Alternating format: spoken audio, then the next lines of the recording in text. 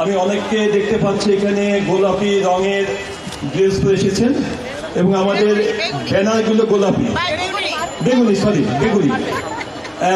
এটা কি অনেকে হয়তো বা জানেন, অনেকে হয়তো বা জানেন না যে কি কারণে আজকে সবাই এই গোলাপি রঙের ড্রেস, বেগুনি রঙের ড্রেস এবং ব্যানারটাও কেন বেগুনি। আমি একটু বলে দিতে চাই। নারী দিবসের রং হচ্ছে তিনটা: বেগুনি, সবুজ এবং সাদা।